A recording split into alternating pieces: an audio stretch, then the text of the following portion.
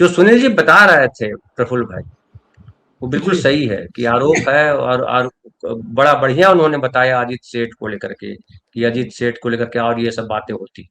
उन्होंने ये भी कहा कि सोनिया गांधी के पास सारी चीजें रखी है, मोदी जी का सब चिट्ठा, और इसीलिए मोदी जी एक्शन नहीं ले रहे हैं सोनिया गांधी के ऊपर। हालांकि ये कंट्राडिक्टरी है, राहुल गांधी के बारे में जितना अपमानजनक बात कर सकते हैं उतनी अपमानजनक बात बीजेपी ने की। नेहरू जी के बारे में जितने अपमानजनक बातें की जा सकती है, संसद में लगातार ये सब बातें होती रही। लेकिन मेरा सवाल आपसे ये है कि जो समाज, जो देश, जो देश के बड़े बड़े लोग नैतिकता का लवादा उड़ के चलते हैं, फिर मैं बिहार शरीफ वाली घटना दोहराऊंगा नहीं, बता देता हूँ कि बिहार शरीफ वाली घटनाओं को लेकर के जितना एग्रेसिव रहते हैं, वहां भी कोई सबूत नहीं। ये कमरे में लड़का लड़की अगर मान लिया कि बैठा है या गार्डन में बैठा है, तो जब तक वो कंप्लेन न कर रही हो लड़की, जब तक, तब तक आप कौन होते हो करने वाले? कोई ऑप्शन है तो बिल्कुल आप उस पर पुलिस कार्रवाई करेगी और होगा। लेकिन दरोगा जी भी डंडा लेके चले जाते हैं, वो गुंडे भी दरोगा डंडा बन जाते हैं, दरोगा बन जाते हैं। लेकिन नरेंद्र मोदी के खिलाफ इतना सब कहा गया, कोई छुपा के नहीं बोला, दिल्ली की विधानसभा के रिकॉर्ड में रखा हुआ। सुब्रमण्यम स्वामी रोज बोल रहे हैं, मैं नहीं मानता हूं कि जो वो कह रहे हैं वो सही है। लेकिन सवाल उठता है कि इस देश के आम आदमी को ये जानने का अधिकार तो है कि उसका प्रधानमंत्री चरित्र का क्या वाकई इतना गड़बड़ आदमी है? क्या उसका प्रधानमंत्री वाकई जो है कॉम्प्रोमाइज्ड है? इस पे कहीं चर्चा नहीं है। गटर मीडिया तो चर्चा ही नहीं कर रहा। अगर गटर मीडिया यही चर्चा कर रहा होता तो आज देश में ये चर्चा का विषय होता। क्या सिर्फ इसलिए कि सबूत नहीं है, तो क्या उन पर मानहानि का मुकदमा नहीं कर सकते थे? कि प्रधानमंत्री पे आरोप लगा रहा है, यार प्रधानमंत्री कोई मामूली चीज है क्या? देश की अस्मिता का सवाल है। और जो नैतिकता के ठेकेदार हैं, उनकी चुप्पी क्यों है? एक जो है, और अगर हम कहें कि रामचंद्र को लेकर के आया, जो राम को लाए हैं हम उनको लाएंगे, तो रामचंद्र ने तो एक जो है धोबी के कहने पे अपनी पत्नी का त्याग कर दिया था, और बड़े गर्व से बताते हैं। हालांकि हम उसको शर्मिंदा करने वाला मानते हैं कि वो अपनी पत्नी के साथ खड़ा नहीं रहा आदमी, जिसको मर्यादा पुरुषोत्तम राम आप बोलते हो। अपनी पत्नी के साथ उसको खड़ा होना चाहिए था। बोला भाड़ में जैसे इसे राज सत्ता, मुझे राज सत्ता नहीं चाहिए, मुझे पत्नी चाहिए जिसने इतने समय तक मेरा साथ दिया। उसका जंगल में जाना अनिवार्य नहीं था, वो गया। रावण अगर नहीं होता, सीता को नहीं लेके जाता, तो राम को कोई जानता नहीं। राम की का पौरुष जो है तभी दिखाई पड़ता है जब वो लंका पे चढ़ाई करते हैं, अपनी पत्नी को वापस लाते हैं। इस चैप्टर को हटा दीजिए, हम सिनेमा के एंगल से बात कर रहे हैं। तो हीरो का हीरोइज्म है ही नहीं, कहीं राम हीरो है ही नहीं, फिर राम आम कथा है। उस सीता को उन्होंने दुत्कार दिया, और हमारा देश मर्यादा पुरुषोत्तम राम, नरेंद्र मोदी जी मर्यादा पुरुषोत्तम राम को लाने वाले महान व्यक्ति, राम के बराबर खड़े कर दिए गए। इन्होंने भी अपनी पत्नी का त्याग कर दिया, तो कर दिया। किसी चीज पे चर्चा नहीं, सब एकदम जैसे लगता है कि नैतिकता है ही नहीं इस देश में। ये इस तरह की स्थितियां कैसे बन जाती है? क्या सम्राट को नहीं दोष गोसाई है? जी नमस्कार सभी को। आपने अल्बर्ट कामू की किताब दिखलाई आउटसाइडर, उसमें तो यही सवाल ही है कि सारा खेल लेट कम्युनिकेशन और मिस कम्युनिकेशन का है। उसको टेलीग्राम से सूचना मिली, और ये भी सूचना मिली कि कल उनका फ्यूनरल होगा, तो उनका डेट वेट का कुछ ऐसा था नहीं। तो miss communication and let communication makes you outsider. तो ये पूरा का पूरा जो चीजें हैं, जब मधुकिस्वर जी आउटसाइडर हो गई तब जाकर के वो भेद खोल रही है। जब तक इनसाइडर थी तब तक क्यों भेद खोलेंगे? और जाहिर है कि इनसाइडर मैं जब कह रहा हूं तो मैं कोई गलत सेंस में नहीं कह रहा हूं। मैं कह रहा हूं जब विश्वास की परिधि के भीतर थी, उम्मीद की परिधि, उम्मीद पर आदमी जीता, उम्मीद पर जीती रही। मुख्य बात क्या है, पहले भी मैं इस बात को इस ढंग से देख चुका हूं कि वेपनाइजेशन ऑफ इंटीमेसी, अंतरंगता का आयुधीकरण, उसको हथियार बना करके इस्तेमाल करना, मनुष्य की एक तरह की सभ्यता में ये समस्या रही है। और नैतिकता, जहां नीति नहीं वहां नैतिकता क्या? और नैतिकता की बात नहीं है इस मामले में। जो पुरुष सत्तात्मकता समाज है उसकी सोच, मुझे लगता है कि एक भिन्न तरह के, इसको अलग ढंग से भी समझा जा सकता है। लेकिन जिस तरह से कॉम्प्रोमाइज तो है ही, जिस ढंग से निर्णय लेते रहे हैं, जिस ढंग से एक्सटेंशन होता रहा है, सुनील सर ने सारा किया, जिस ढंग से लोगों को अपना बनाते रहे हैं दबाव में लेकर के, वे अब अपने जो जीडीपी डीजीपी की बात बता रहे थे, वे योग्यता को नहीं, अपने प्रति वफादारी की तलाश में है, ऐसे लोगों को चाहते हैं, और जो उनकी कृपा पर निर्भर है। जो अपनी योग्यता पर निर्भर हो गया वे इस सत्ता को स्वीकार नहीं है। आपको अपनी योग्यता पर नहीं, मेरी कृपा पर बनना है। तो ये जो कृपा का प्रसार है, ये तमाम समस्याओं का की जड़ ये भी है। आप बिल्कुल कह रहे हैं, हर किसी को अधिकार है कि उसकी जांच होनी चाहिए, करनी चाहिए। लेकिन अब क्या होता है ना कि देखिए, एक समय में आपको बताऊं मैं कि उस समय में वाटर सिनेमा, आप चूंकि फिल्म के आदमी है इसलिए मैं कह रहा हूँ कि वाटर सिनेमा की आपको याद होगी। वाटर सिनेमा का जब शूटिंग हो रहा था तो उसको लेकर के काफी विरोध प्रदर्शन हुआ, बनारस वगैरह में आदि आदि हुआ। तो वह किस पर लेख किया जाए, मैंने भी लिखने की कोशिश की थी, लेकिन मेरा मन नहीं उससे इसलिए हुआ कि जब आप विरोध कर देंगे ना, तो इनका जब समझौता होगा तो आप सबसे पहले आउट हो जाएंगे। यहाँ के पश्चिम बंगाल के सुनील गंगोपाध्याय जो साहित्यकार है, उन्होंने अपने कुछ कंटेंट के बारे में कॉपीराइट का मामला उठा दिया, तो वो मामला दूसरी तरफ मुड़ गया था। मकबूल फिदा हुसैन का यही हुआ। आप विरोध कर रहे थे इन लोगों के ऐसा व्यवहार पर, और उन्होंने वही काम कर दिया जो ये चाहते थे। तो मैं ये कह रहा हूं कि इनकी लड़ाई भी और इनकी दोस्ती भी, अगर उस पर कोई कार्रवाई होगा तो आप ठीक ही बोल रहे हैं कि इस पर सुओ मोटो किसी को लेना चाहिए था। मतलब प्रफुल्ल भाई, एडवीना नेहरू को लेकर के संसद में बहस होती है, संसद में बाकायदा रोज रोज। मोदी जी ने एक बार भी नहीं कहा कि अबे गधे तू क्या बोलता रहता। मोदी जी को बोलना चाहिए था, नहीं बोला। और उसके बाद कई ऐसे प्रसंग, आप नेहरू के तस्वीर जो है उनकी उनकी भांजी, उनकी क्या उनका नाम है, उनके साथ फोटो था, उसको बता रहे हैं कि ये रंगरेलिया मन है। इस तरह के फोटोग्राफ बाकायदा बांटे जाते हैं संघ के द्वारा, बाकायदा इस पर चर्चा होती है। अभी गधा एक आया था हमारे बिहार से, बिहारी उल्लू कुछ लिखा हुआ था नाम, उसने, मैंने भगा दिया उसको ऐसे ही। तो ये तब ज्यादा अफसोस होता है कि आप क्या करते हो, दूसरे पे कीचड़ उछालते हो, तुम पर उछालता है तो चुप्पी साध देते हो जी। ये मुझे लगता है, देखिए मेरे पास तो उतना एक्सेस नहीं है।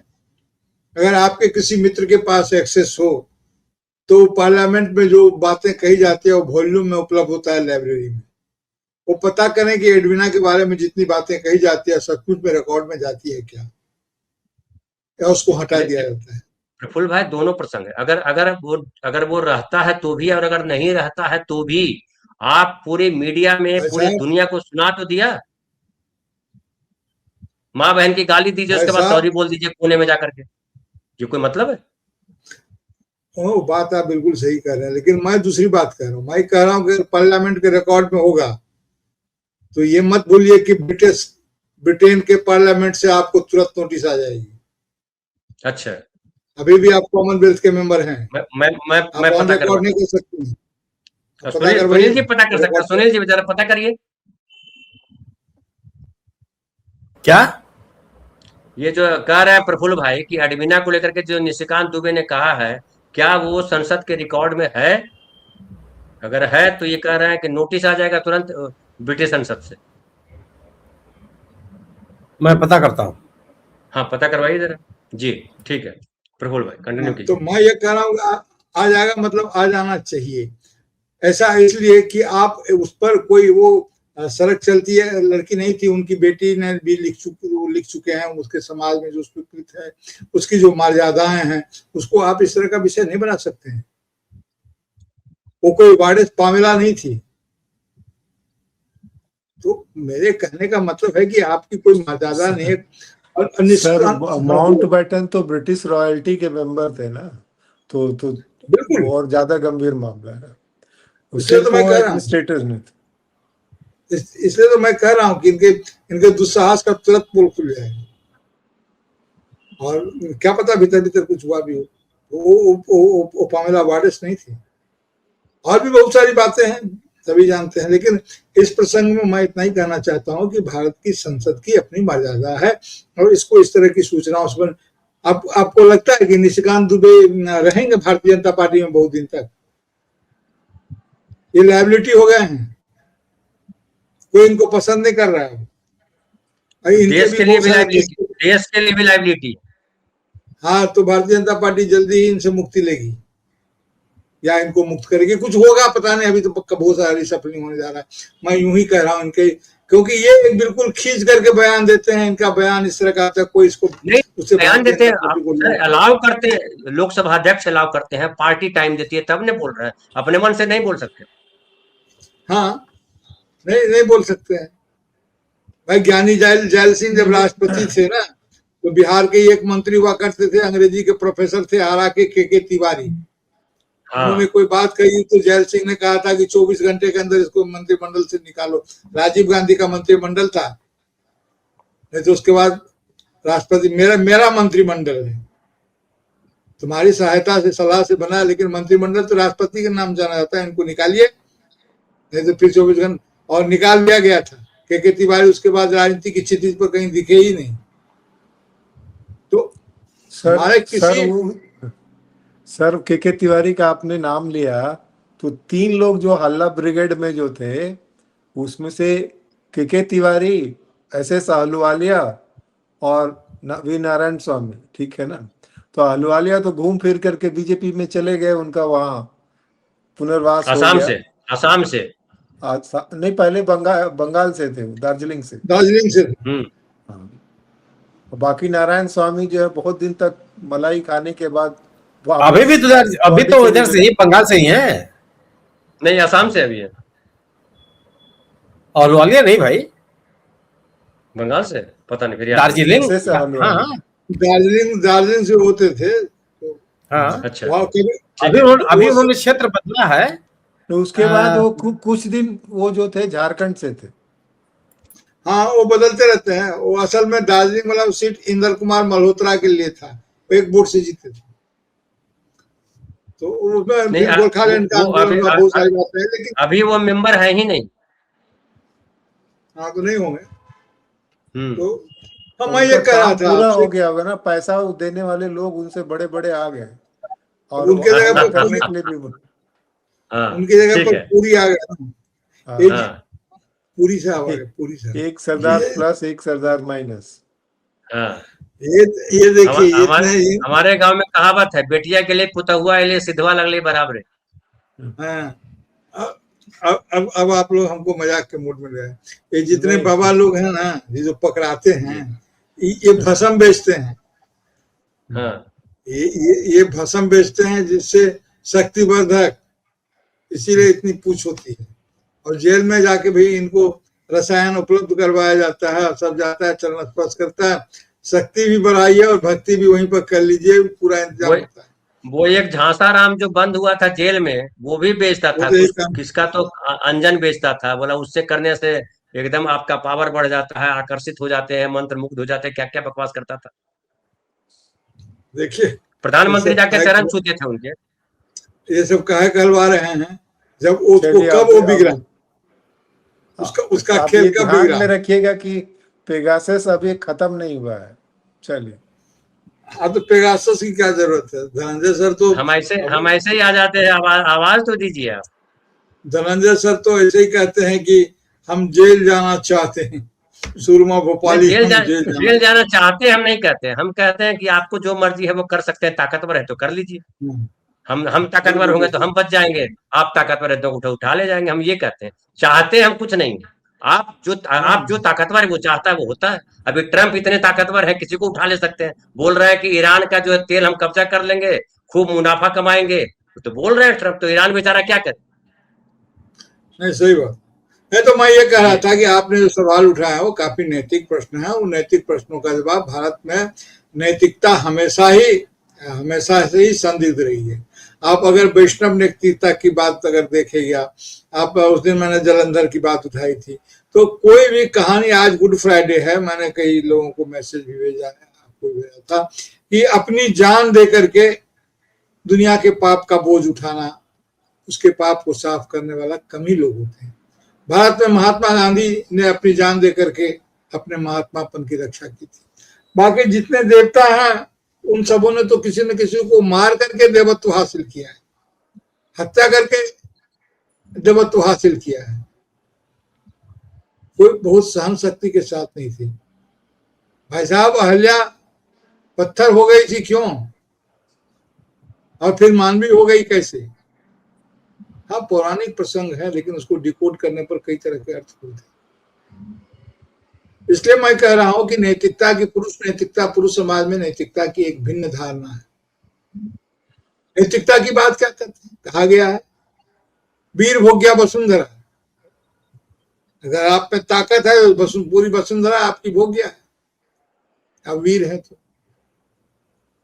तो इसलिए उस नैतिकता की बातें, मैं कॉन्स्टिट्यूशनल मॉरलिटी की बात कहता हूँ, कॉन्स्टिट्यूशनल इथिक्स की बात बोलता हूँ मैं, पाप की बात नहीं, अपराध की बात कहता हूँ। ये सभी के सभी मानवता के अपराध नहीं है। ये विश्व, ये डेमोक्रेसी, ईरान के साथ हमारा क्या है? जैसे रक्त संबंधी होता है, वैसे ईरान हमारा सभ्यता संबंधी है, सिविलाइजेशनल रिलेटिव है। तो इन्होंने तो सब जगह पर किया है ना, सब जगह तो धोखा दिया है। असल में जो कोई आदमी अगर चांद पर चला जाए तो उसको गुरुत्वाकर्षण का अंदाजा नहीं रहता। ये लोग सत्ता में पहुंच गए, इनको भारत के गुरुत्वाकर्षण का कोई अंदाजा नहीं था। एक पैर यहाँ, दूसरा पैर वहां, तीसरा पैर वहां, ये उछल कूद करते रहे। तो ऐसे में आप क्या उम्मीद करते हैं कि ये क्या करेंगे? इसलिए मधुकेश्वर जी ने जो कहा है, ये निश्चित रूप से उनका हक है, हम उसका सम्मान करते हैं। हमारी शिकायत हो सकती है कि पहले कहती, समय रहते कहती, लोग शायद उनके साथ जुड़ते। अब ये अंतिम बेला में वो कह रही हैं, लेकिन जो कानूनी प्रक्रिया होगी उसको लोग नहीं जाते, वही क्यों नहीं कोर्ट जाती हैं, मुझे नहीं पता। लेकिन ये बड़े लोगों की बातें हैं। आज गरीब जनता ठीक ही कह रहे थे कि जब देश पर इतनी बड़ी विपत्ति ढाई जा रही थी, इतनी तरह की चीजें हो रही थी, जब कत्लेआम हो रहा था तब तो आप, उसके बाद तो मोदी नामा लिख रही थी, उसके बाद आप मोदी मुस्लिम मीडिया लिख रही थी, और क्या क्या कर रही थी क्या पता।